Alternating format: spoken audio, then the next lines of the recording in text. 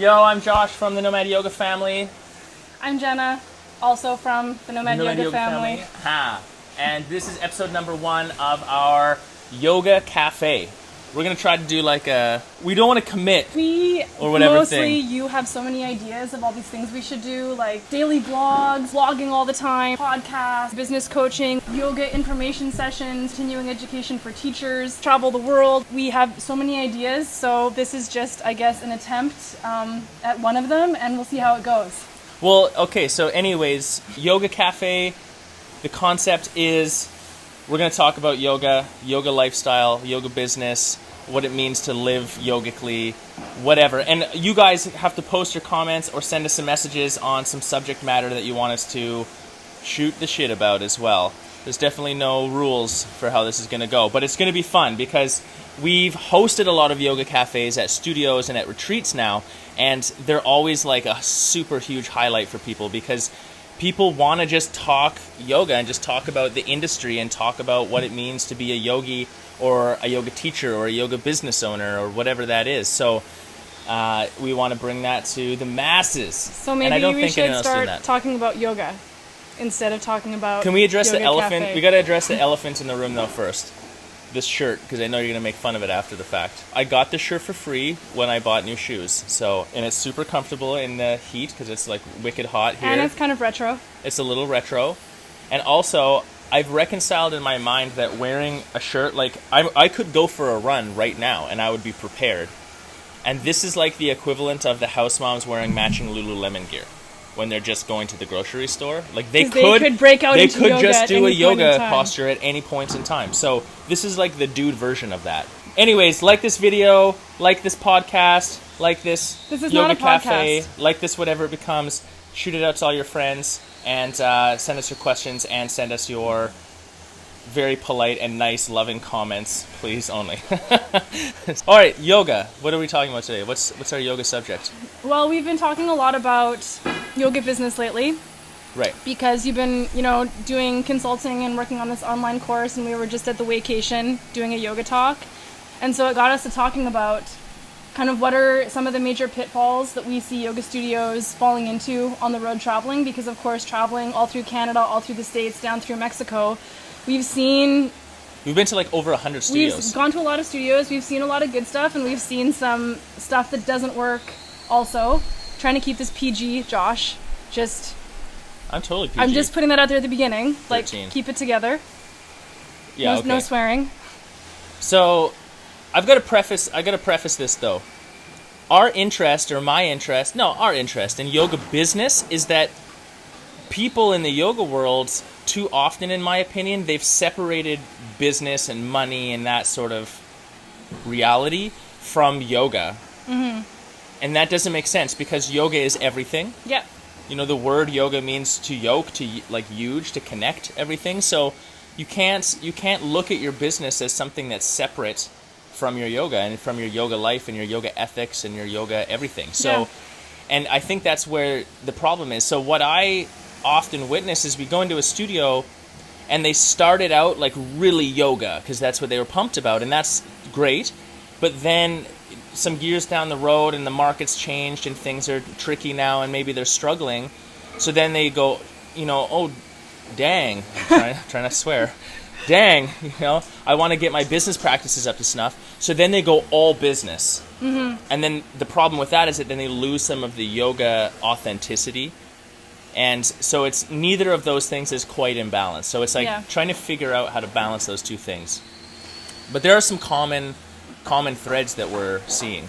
I think, for me, the biggest thing overarching that we're seeing, and this has to do with the yoga as far as teaching really good, strong yoga, mentoring your teachers, having a staff who's on board with what you're doing, and then also the behind the scenes working on the business side of things, from, marketing to social media to do your front desk staff work for you? Do they do anything?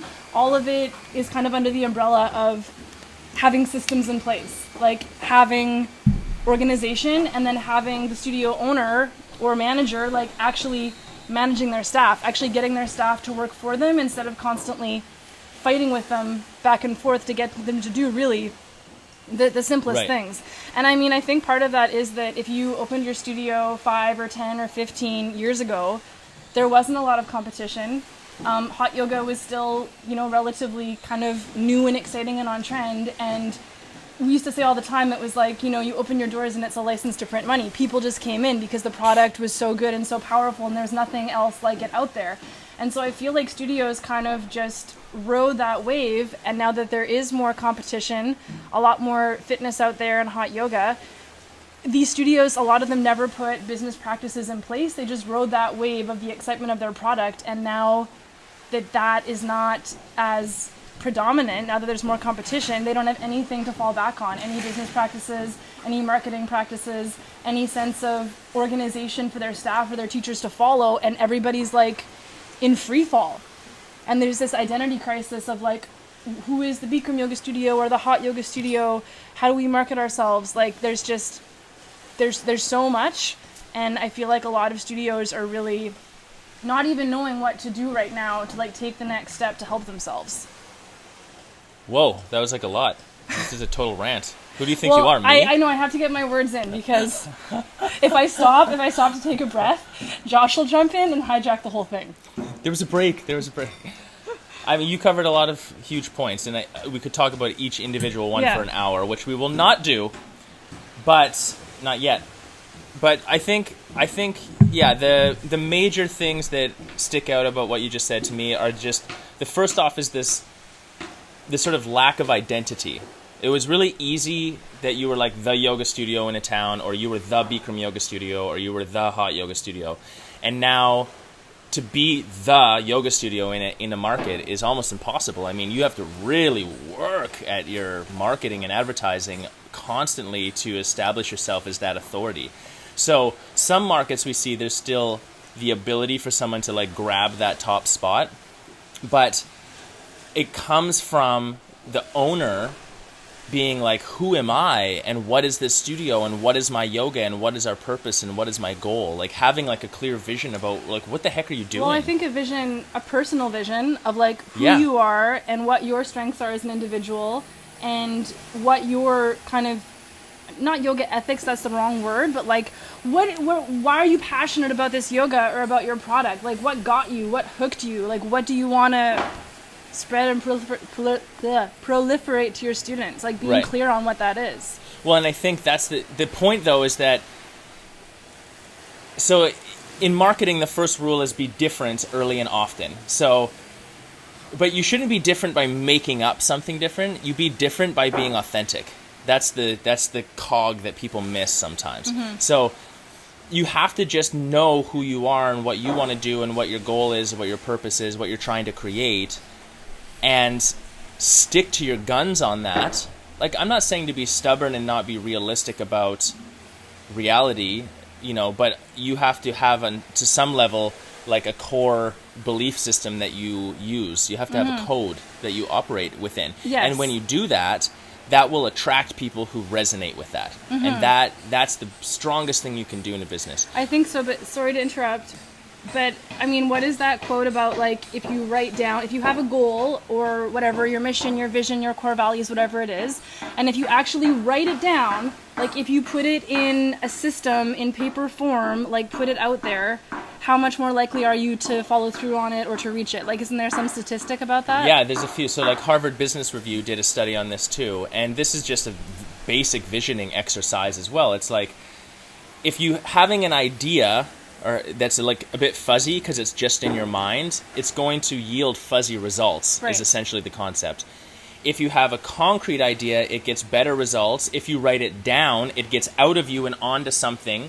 And I don't mean like write on a computer, like physically write it with a pencil and paper. That actually has a little more weight to it. Right. And then you write it down, and then you put it somewhere where you can say it and see it, and other people can say it and see it, and you tell people about it. Right. That's when an idea in your mind becomes something else. But and this is huge though. Like, we were just watching some Gary Vaynerchuk stuff, and he always makes this point too, that it's like, and Tim Ferriss or something we were watching too, and he was saying like, ideas are shit. Like, ideas are a diamond. Everyone has an idea. There's a million ideas. Some people have more than others. No, but that's just it. The idea of anything is interesting, but a lot of people want to run their mouth about their concept, their idea, but the idea has no value. It's the ability to make the idea become something. Well, that's exactly. Where the value and this is I'm trying to bring the conversation back to like structure in a yoga studio and having systems in place, because if you have some fuzzy idea of what you want your staff to do or what your sales process is or how you want your teachers to teach, but there's nothing actually written down, there's no checklist or set of instructions for them to follow, if your expectations aren't clear, then the results aren't going to be clear either. So, I mean, we started off like any small business owner. We totally flew by the seat of our pants. We opened our studio. I had just had Arjuna, our son. He was like 6 weeks old. We just put him on the desk. We had like this bag, this baby. A bassinet. It's called a bassinet. It was a bag. It was like a suitcase. We took him to the theater and people thought we were carrying a bag of treats. I don't know. They would look in there and be all surprised. We just put him up on the counter and sign the class in and then go teach. That was our plan. Our plan was put the kid on the counter and sign the class in. So I'm just saying that we didn't have any systems in place, any structures, anything like that. We taught all the classes at all the front desk, did most of the cleaning ourselves for the first year. Mm-hmm. Finally, we started getting some staff from out of town, sending a couple students to training, like slowly built our staff roster, essentially. And then finally, I feel like in like year 2 of our business, we started like writing stuff down. Like, okay, what do I do when I come in the studio every day so that I can train those staff? And slowly, over years and years of time, we developed policies about what happens if someone brings back a yoga top, or like they don't want this color mat, like, so that even if Josh and I weren't there, if we had a teacher or a front desk staff there, they would do the same thing that we would do because we had written down everything in an easy way for our staff to follow.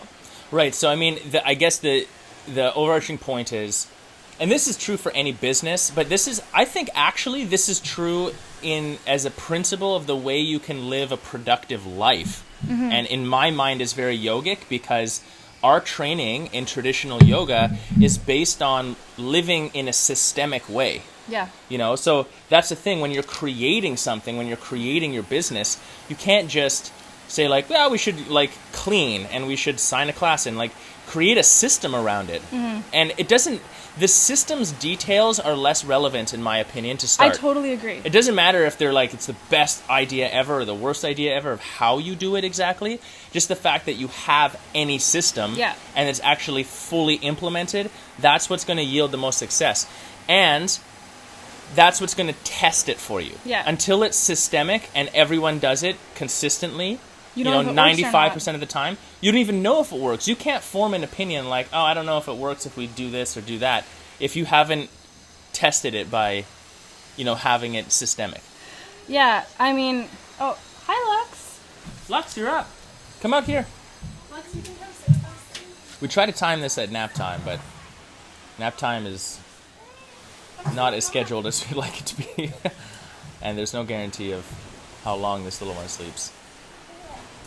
But we've been to like a lot of yoga studios where there really aren't any systems. You know, we'd show up to the studio owner would be like, okay, I'm glad you guys are here. You know, you're experienced. I'm going to go on vacation for a week. And we'd say, great.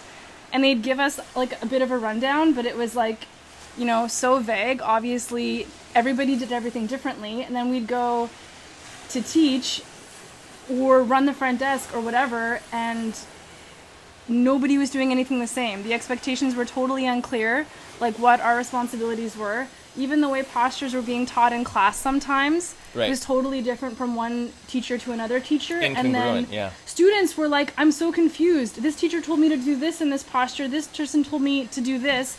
So like I'm going on Google and trying to figure out how to do these postures. And Google's the worst guru of all time in terms of how to properly... Because, I mean, not that it's actually bad fundamentally, but if you put in Cobra Pose in Google, how to do Cobra Pose, you will get 1,800,756 versions of Cobra Pose and how to properly do it. Yeah. And they'll directly contradict each other. You make your students and your staff have to try to figure this stuff out for themselves, and that's not That's not effective. We've been to other studios where they've had systems in place. Like, I can think of a couple studios that had specific sales procedures and they had their staff trained on them. And, they might not have been like something that I would have my staff do. I don't know, you can maybe give an example. Well, one studio we're at, they were like really high pressure. It was probably one of the unique, because that's not really common. It was one of the unique studios where their sales system was like high pressure, like really high pressure. They would just like attack people. People would come in for their first class and they'd say, how much weight do you want to lose? And the person would be like, I don't know, like 20 pounds. You've got to come every day. You should buy an annual. But it actually worked for them. A lot of people would just buy whatever they said. The point is... It didn't resonate with me, but they had a system. And each and every staff member followed that system. Right. So, I mean, have a system. Any system. Like, do something, do it consistently, and then, maybe that studio will find that their students are getting pissed off, and well, then whatever, at least then it doesn't work and you'll change it, or if it does work and you're selling a ton of annuals, great, go with it. Then I don't know. Go, yeah.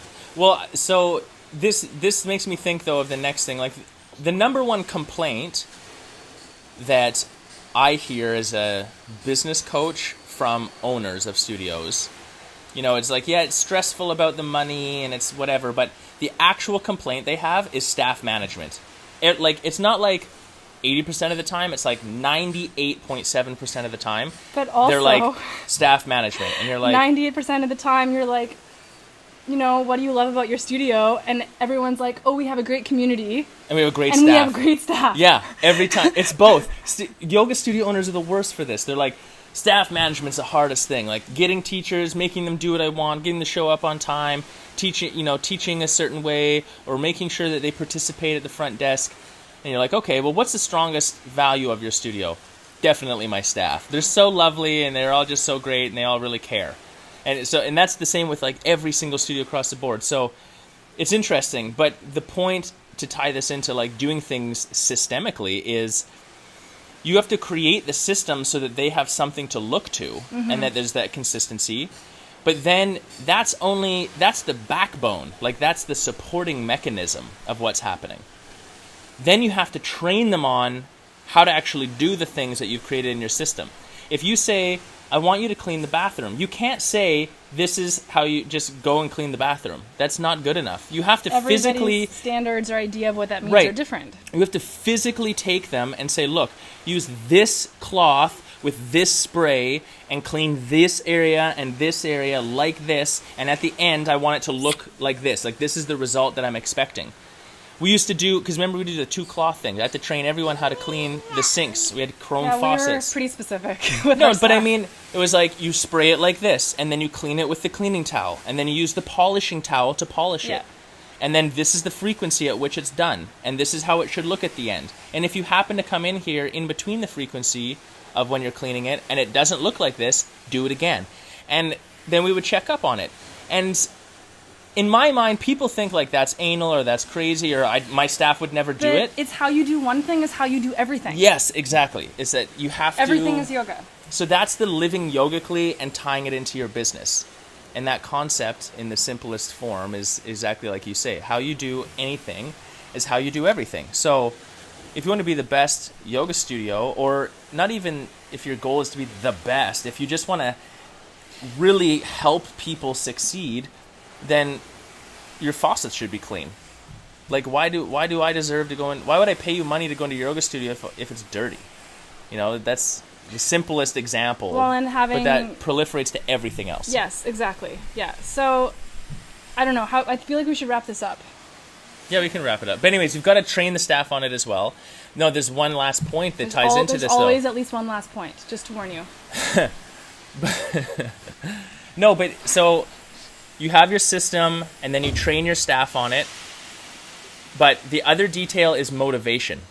Yes. You have to motivate them. And I got in not an argument, but I had a discrepancy with someone at a recent yoga cafe where they tried to challenge what I was saying and say that, the motivation is money.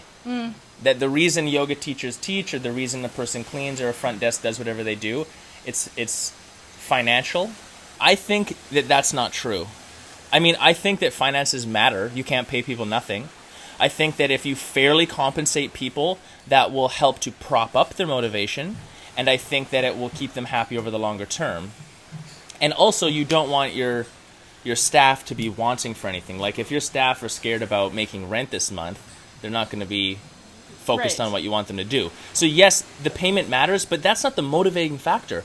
I don't do any job because it's going to pay me a whole bunch, personally, and I think that's living yogically too, in my opinion. It's like, you should do everything to the best of your ability because it's the right thing to do. And then the people who commit themselves to working at a yoga studio or teaching yoga, it's because they believe in that system and they believe in what they're doing. So Right. as an owner, you've got to find that flame and then fan that flame. Systems. Yoga studios, one of the pitfalls being a lack of systems. So like, you know, it's a lot of effort to create these systems, but I mean, you just got to start somewhere, I think. Or, I mean, there may be places where you can get like templates for some of these systems or procedures or policies. Well, I have templates. I know you do. Oh, that was a plug. That was a And plug. today's sponsor is Nomad Business Coaching. No, but actually on that note, to wrap this up, we're really excited to announce that we're going to be running a yoga business intensive retreat in Ormond Beach with We Are Yoga, and the crew there. Will and these guys are just epic. I love everything they do. So fun to work with them. So easy to work with them. The business intensive is going to be 5 days long, retreat style. We're basically going to do yoga every day and talk yoga all day long. But then we're actually going to work on actionable items that you can put into a yoga studio that help to make the whole system stronger. Like to create these systems, Yes. to motivate people, to have your finger on the pulse of your business, and for you to be able to focus on what really matters, and that is the actual yoga practice itself. Well, yeah, I mean, the idea is once you have these systems and structures in place, it's going to, hi Arjuna, it's going to give you more time as a studio owner to do other stuff, because all of that stuff that you're wasting your time on is going to be like, there's going to be systems and structures. So it's 5 days intensely of working on the business instead of working in the business. Right. And then getting things set up in a way to free up more time for you to, I don't know, I guess probably work more in the business. I mean, so the ultimate goal I would have would be that yoga studio owners feel excited about coming into work. Yeah. They feel in control of their business. Yeah. And they're fairly compensated for their efforts. Mm-hmm. I'm not going to tell you that you put these things in and then your studio goes from $100,000 to $1 million a year and you're like rolling bank, but it shouldn't be so stressful. You make all your payments and you pay yourself fairly and actually enjoy your life, because you deserve that as a business owner in general, and especially as a yoga studio owner as well. I mean, you shouldn't have to sacrifice those and things. things should, you know, run a little bit more smoothly behind the scenes at the business as well. Yeah. So, Yeah, for sure. yeah. Anyways, I'm excited. this has been the first episode of the Yoga Cafe with the Nomad Yoga Family. Like this video, share it with all of your pals. Maybe we should try it live next time. We'll do a live version. Maybe we'll do a live version. when we have internet that probably isn't going to shit out on us. But make sure you post your comments or any questions, topics down below. We're going to talk about some more of like living nomadically and living yogically as well. Being traveling in teachers. in some future episodes. Yeah. But until next time. Peace.